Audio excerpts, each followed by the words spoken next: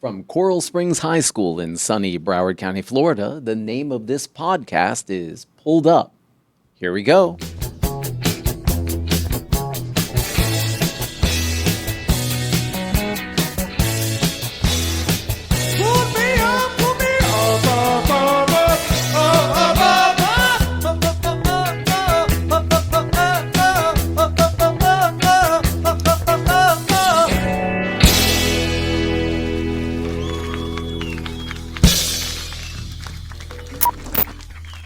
Hello and welcome to Pulled Up, the podcast where Coral Springs High School teachers talk about the films that pull them up so they can come in and pull up our students every single day.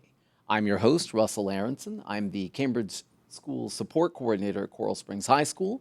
Behind the cameras and on the boards, we have Mr. John Place, our illustrious TV production teacher, and our host for today is Ms. Rita Daire, who is our ceramics teacher. Welcome and thanks for being on the show. Thanks. Great to be here. I'm glad you're happy to be here. I think this is going to be good stuff. We've got great stuff to talk about today. In this first segment, we talk about how you got into ceramics, how you got into teaching. So we're going to back up with ceramics first. So tell us how you got into ceramics or art or both. Okay. Well, way back in the day, I was actually a nursing major at FAU, and I wasn't really too happy with that choice, but I thought that's what I had to do because my mom was a nurse. And so one day, one of my friends invited me to come along and just try out the pottery wheel in one of her electives. And so I joined her, and I was like, wow, I need to take this course. Actually, I need to switch my major. So at the time, it seemed like a really great idea to go from nursing to ceramics. Yeah, such another sure thing industry Yeah, where you can exactly. make good money. Totally logical, and yeah, so I did that. What was it about the pottery wheel and the ceramics that kind of drew you in, do you think? I think probably for me, since I didn't really have ironically, any art classes when I was in high school. I had one semester of photography, which was not really anything too exciting. Okay. And then before that, in middle school, I didn't have any art because I've always been in Catholic school my whole life. So I was very hungry for like an art class. So ironically, the first time I had art in a long time was in college. And so you took multiple courses then, you really got into it. What was kind of that moment when you were taking the classes where you're like, yeah, I think this is my life now? I think, well, it wasn't like really a specific turning point other than just the invitation from the friend and just seeing everybody on the wheel. And I was like, I can do that. And I really couldn't, but that's what kept me going in there and practicing, and late nights, a package of Doritos for dinner from the vending machine and whatever. So college just life. taking advantage of the college experience of having all that time, Right. and having that passion and just having a little bit of access to that technology. Exactly. And just being with other like weird people. It was nice. Okay, so the community thing, Yeah. big thing. Very different. And I think once we get to the student questions, we're going to see that that's something that you're perpetuating in the classroom, I think, as well. Okay, so you get a degree in art, and then what happens? Well, okay, so this was in 99 that I graduated, and at the time, this was before graphic design really, it was kind of a buzzword that no one really ever heard of. And so me and the other hands-on, art majors like pottery and painters, we would always make fun of the graphic designers and be like, that's not really art. What are you doing with your life? And then after I graduated, I realized, oh, that's actually the turning point of where all art is going, to computers. And the joke was on me, but it didn't matter because I got married right at the end of college and I had my kids right away. So I didn't really have a plan on what I was going to do with anything at the moment. So it didn't matter. Just following the passion letting it Just happen. blowing in the wind. That's nice. Yeah. Uh, Scary, but nice too. Yeah. Yeah. I don't do that anymore. Well, since you're a teacher now, obviously not. So how did you make that transition then into education? Well, I would say when I had my kids when I was young. My first kid, I was about 21 when she was born, and then I had another one a few years later, and another one a couple years after that. So here I was, like maybe 27 years old, and I realized, oh, I'm gonna have to pay for these kids to get an education. So I ended up kind of, I don't even know how exactly it happened, but next thing I knew, at a school right down the street, they had an art teacher position, like opening up because the lady that was teaching it was going to be leaving. So she kind of mentored me as far as teaching, not as far as art, because she was a performing arts major. So she didn't know as much about studio art as I did because that's my background. Right. So, yeah, just needing to fill that need for my kids, to be able to work with them. I didn't want to separate myself from them when they were so small. So I thought that's a nice way to be able to go to work with my kids and be their art teacher. That's so cool because, um, you know, lots of challenges to this profession. But there are also these benefits that a lot of people miss. And one of those, I think, is that ability to kind of keep family together and focus on family still. So Exactly. that's really cool. So you get your first job, and what were the first couple years like? Do you remember those years? Were they good? Were they tough? Any memorable moments from there? I think that I didn't really anticipate the positive way that kids would respond to me. Like I just kind of was just doing my thing. I'm more of a laid back personality in the classroom, and I would find that they wouldn't want to leave my room, or they couldn't wait to come back, and there was the most exciting part of their day was having art, and so I don't know. I guess that kind of pleasantly surprised me, that they responded to me that way. And what do you think about the way things went on in your room contributed to the fact that they wanted to stay there then? Since you say, well, I'm kind of laid back, you weren't saying, hey, come look at this. It was, Right. I tried to create like just kind of a happy vibe in the classroom, just like music and just a lot of forgiveness. And oh, you made a little mistake. Well, it's not really a big deal. Let's try to see if we can work around it, fix it. Just kind of my personality, of not being a real overbearing person. I can't stand micromanagement, and I don't do that to other people as well. sounds very art focused, definitely to me. And I want to go back to you saying about the mistakes because I've noticed, especially in more recent years, that students kind of get thrown even more when they make mistakes.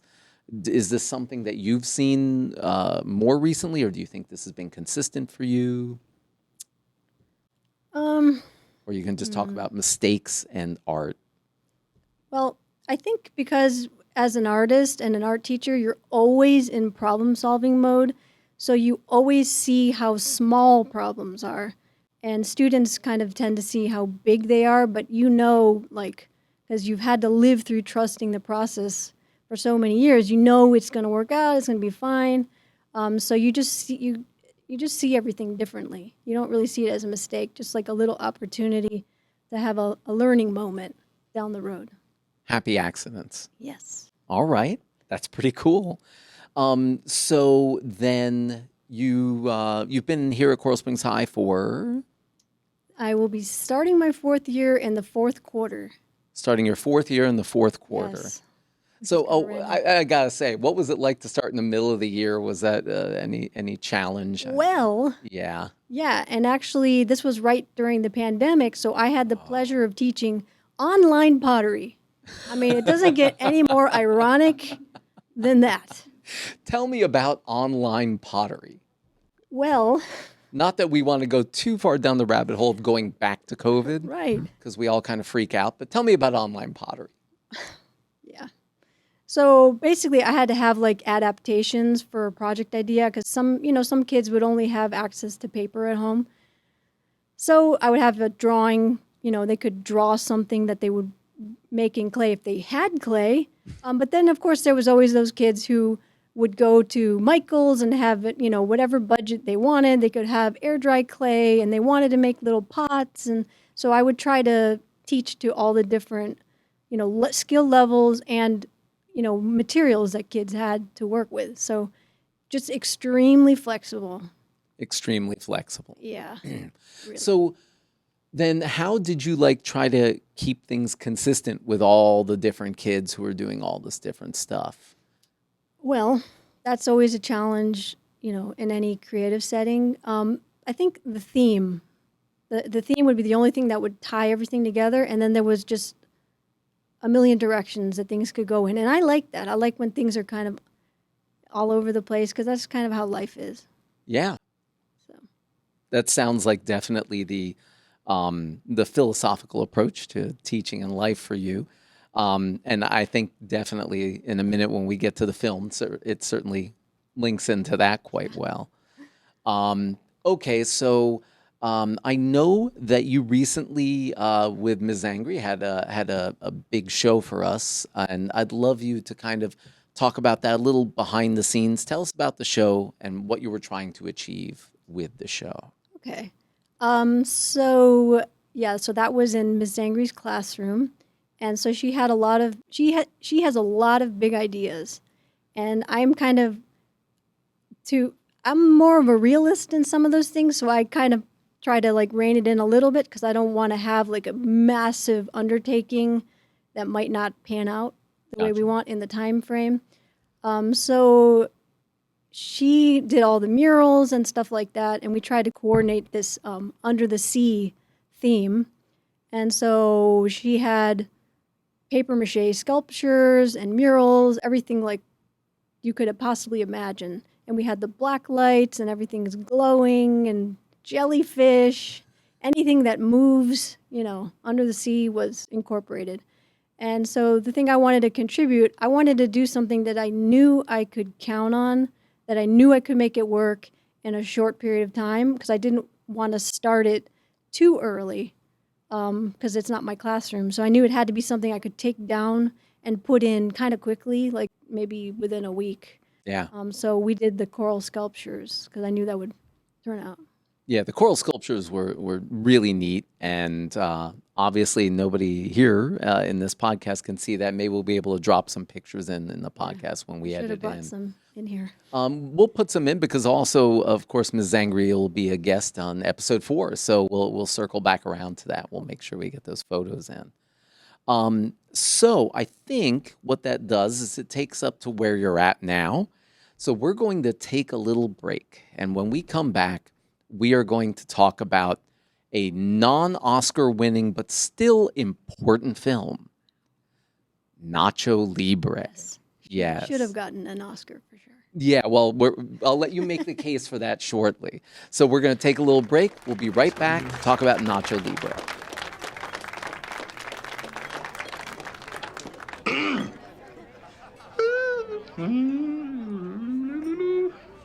Bien.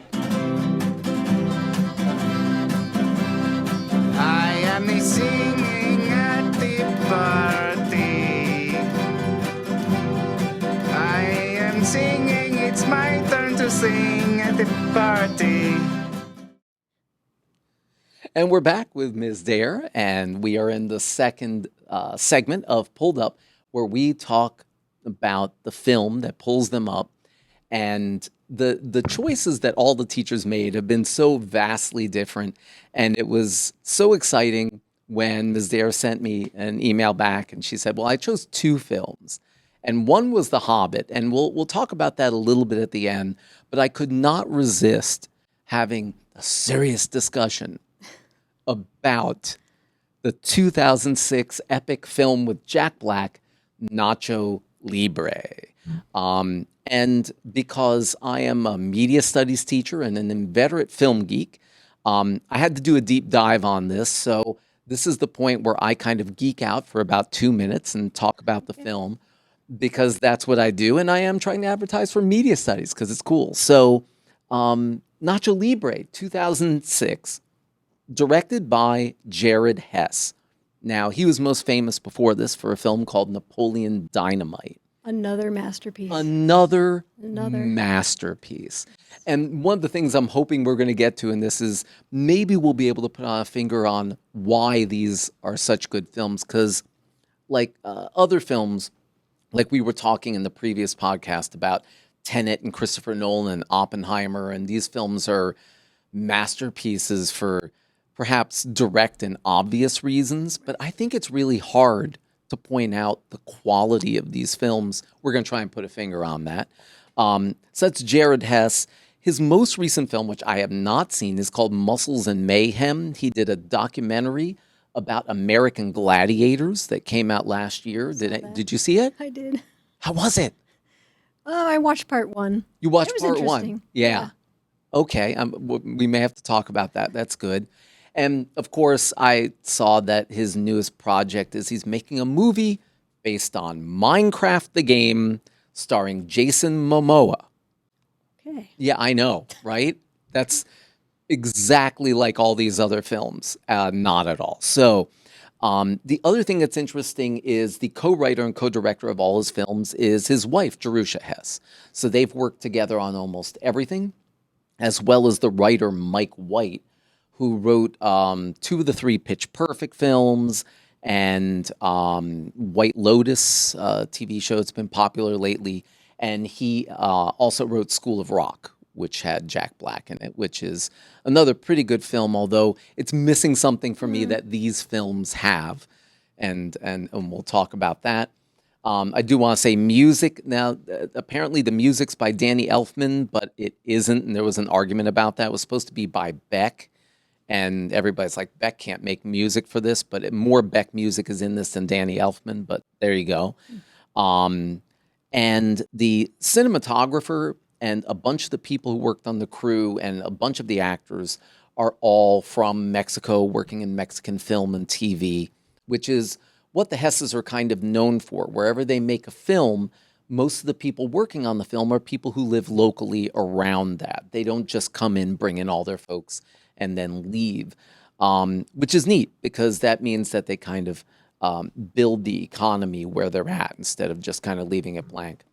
Okay, and then obviously we have Jack Black, who we'll talk about more later, and Ana de la Reguera, who didn't get a lot of roles after this, but she was recently in a film called Army of the Dead. I believe that's a Zack Snyder flick that was popular there. So, keeping all that aside, let's talk a little bit about Nacho Libre, and I've got so many good quotes from you about Nacho Libre. And so my first one is, I can relate to the main character as someone who tries to take their job seriously, but has other sides of themselves that are not understood by society and struggles to fit in anywhere. So can you elaborate on that? Like talk about, especially within Nacho Libre, what makes you feel like that?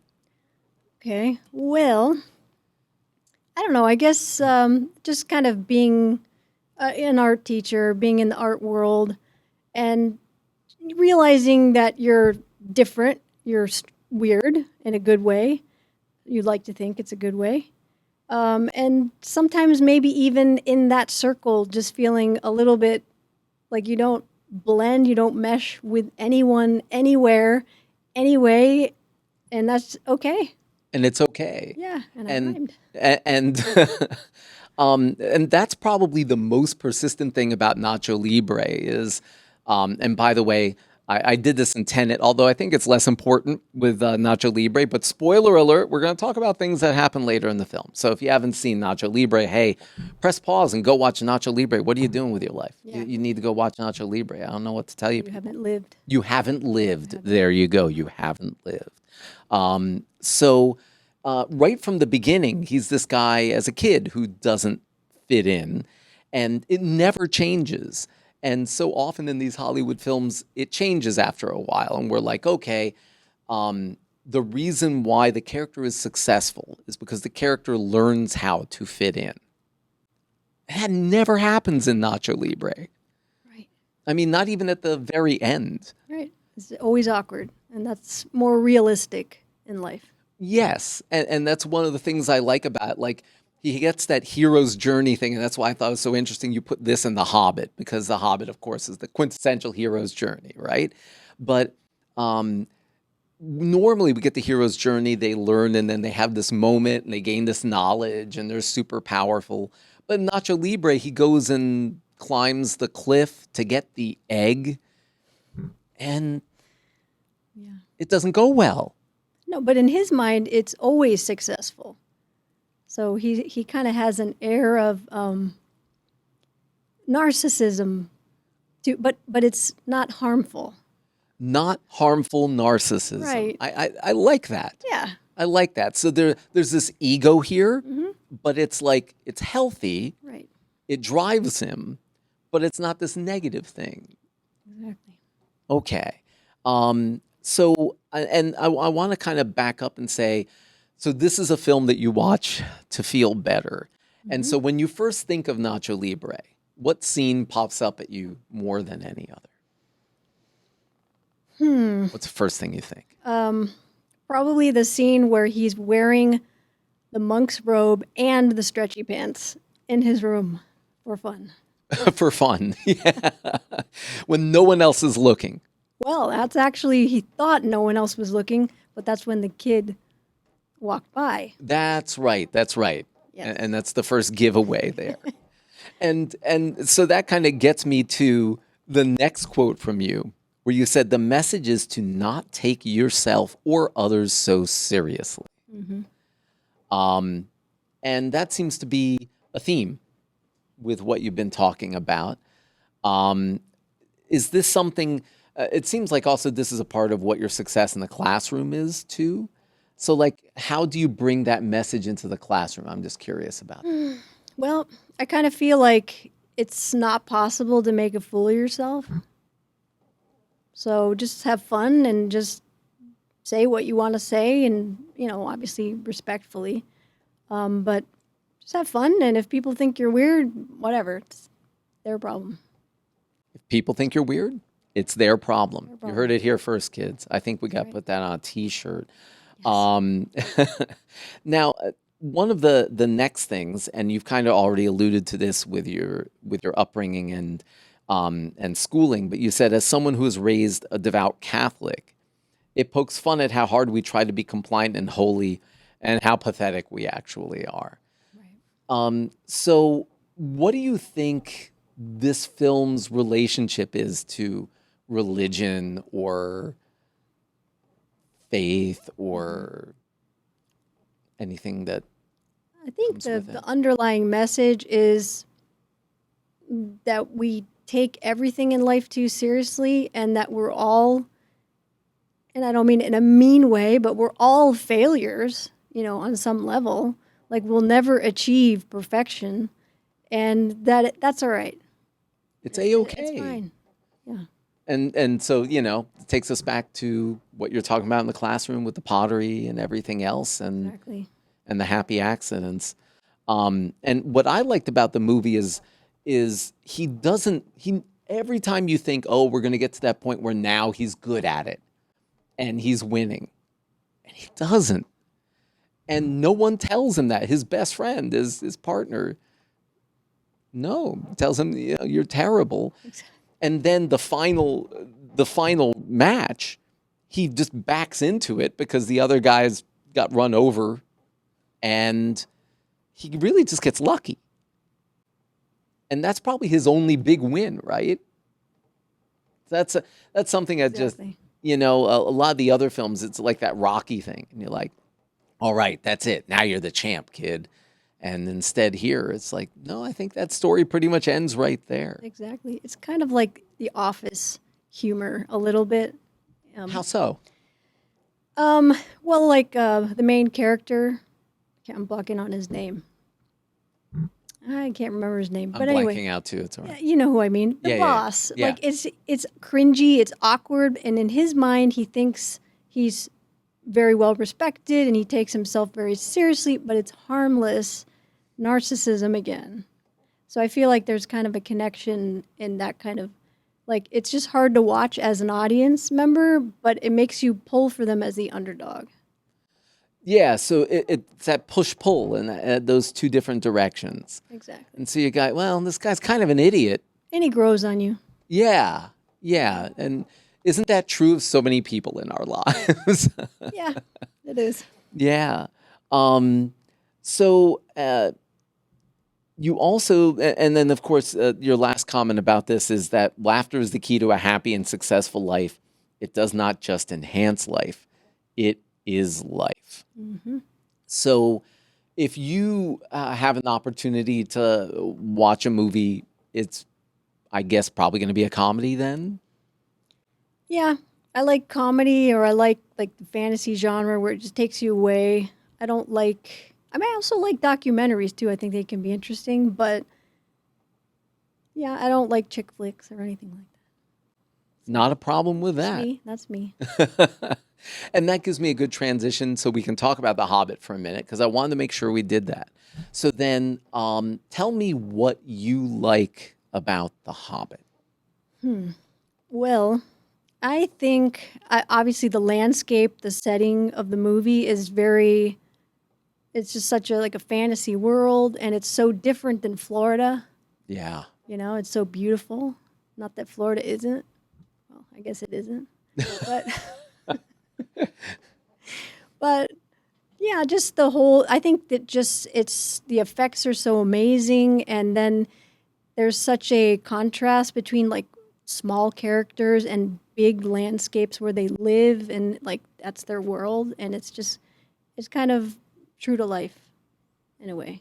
That you're just this kind of tiny piece of all this bigger stuff Exactly. going on. Mm-hmm.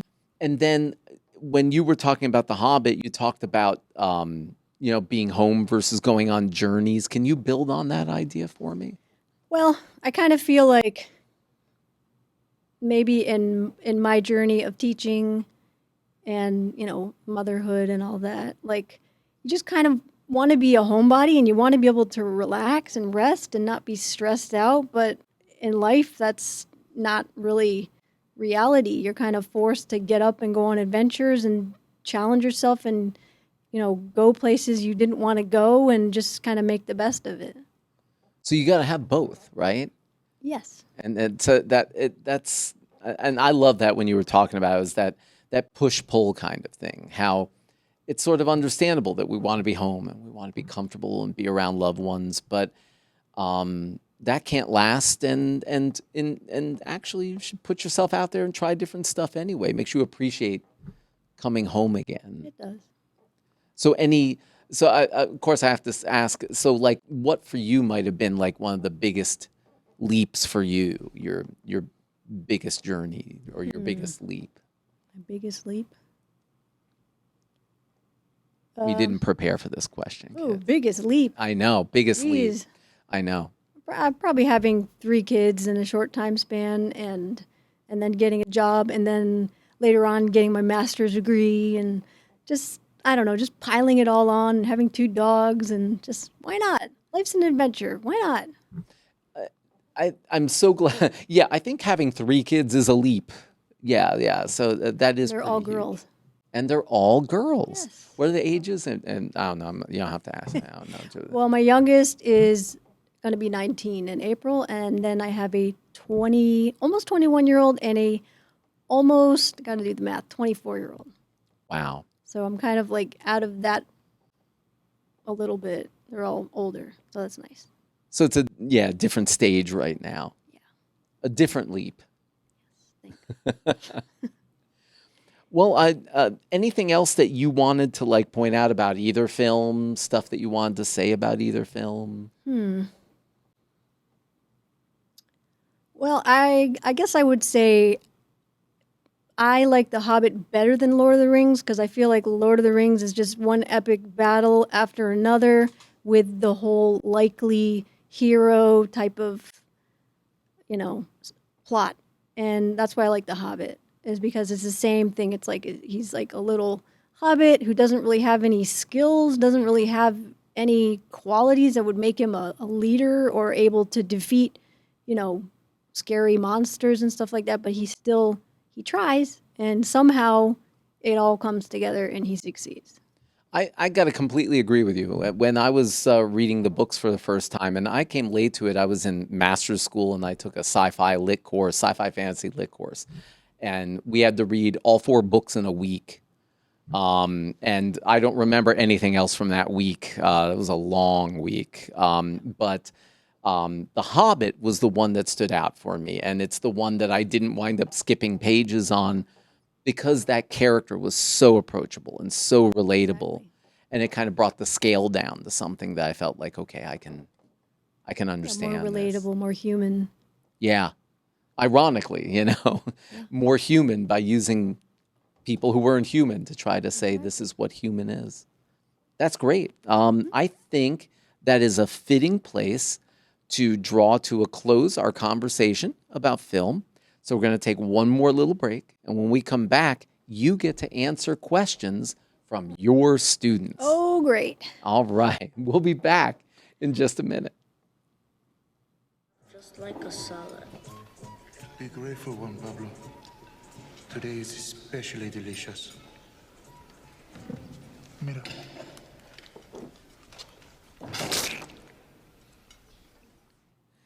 And we're back one more time with Ms. Dare, and we are in our final phase of the podcast where we're going to talk about questions from Ms. Dare's students, Yep. which is always interesting. So we have a question from Daniela, and she would like to know your favorite thing and least favorite thing about being a teacher.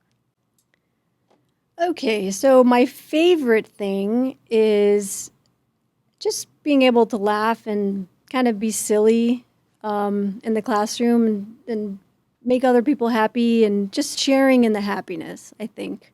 That's my favorite thing. I really enjoy working with kids. Um, and my least favorite thing is when it has to come to an end, when I have to send them off in graduation and really not see them ever again. So I cope with that by encouraging them to be an art teacher so that someday they can work here. I like that. Yeah. That's good. I never tell anyone to become an English teacher, so that's really You good. should. I should. You really should. I really should. Maybe we'll actually get 1 or 2 of those going ahead. All right. That's very sweet. That's very nice. So we have a second question from Sarah, and I think we already talked about it. She wanted to know a little bit more about why you chose this as a career, and I know we talked about this a little bit. Do you feel like there's an element of this that maybe we didn't cover, or we talked about kind of from the art side, but what about from maybe the teaching side? Um, So, kind of what I was saying before, I had no plan. I just kind of dove in, got my Bachelor of Fine Arts in Studio Art and Ceramics, and never thought about teaching until I had my kids and they were a little bit like school age. And I was like, okay, well, realistically, the only way you can make money with an art degree is by teaching or being a famous artist. So that was not an option for me. So I kind of backtracked and I got my education courses so I could get the teaching certification. And that is how I got into teaching. That reminds me of another question that I had that came up before. And when you have something that you love, like ceramics, and then that's your job every day, what do you do to enjoy ceramics on your own and build it on your own when it's not part of work? How do you divide that? Okay. Well, one of the things I do is that I don't ever force myself to do it. Okay. Same with exercise. Just don't force it. Just don't. I like So, but I do, like if I'm feeling creative, I do have a wheel at home and I even have a kiln at home and I got clay and I got tools. So if I feel like it, because that's how creativity is, you can't force it. It has to come naturally. So if I'm feeling in a creative mood and I want to go on the wheel, I will throw, that's the term like when you're on the wheel, outside with nature in my garden like a hobbit. I see. Yeah. All the pieces are coming together here, It folks. really does. This wasn't planned at all. This is exactly how the entire podcast comes together. Right. It's not an English teacher planning the whole thing. Okay, so how often does that happen, or is it just like completely random? It's random, yeah. and like in the summer, I might get more chances. It doesn't happen very often, but I kind of like to do projects around the house and stuff like that too. So it's kind of creative, and of course, gardening. Yeah. I love planting things and all that. So it's playing with dirt, Playing with dirt. one way or another. All right, that brings it down to its basis. Exactly. All right, I like that. We have time for one more question, and I think it kind of relates to this.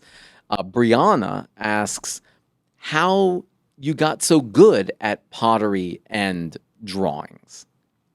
Okay. How'd you get good at it, quote unquote? Well, that's a good question. I Yeah. think because I really don't get a lot of time to practice clay, but from helping others and trying to help them work through their mistakes, it's sharpened my ability to problem solve for myself. So even though I might not get on the wheel maybe once a quarter, when I do, I've been kind of helping people like all school year, centering the clay and all that. So when I go to do it for myself, it's like no effort.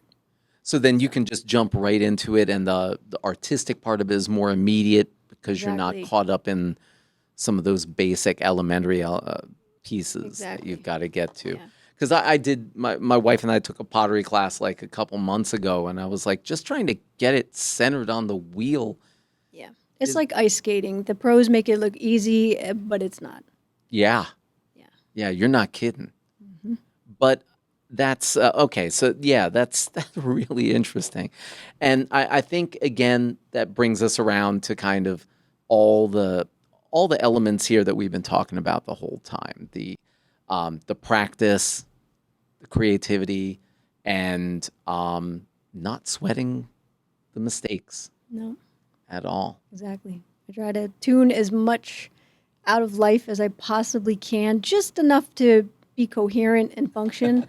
Everything else out the door. That's great. Just narrow the stream. I think that's fantastic. So as we wrap up, do you have anything either like going on in your classes, outside of your classes that you wanted to highlight, talk about, promote?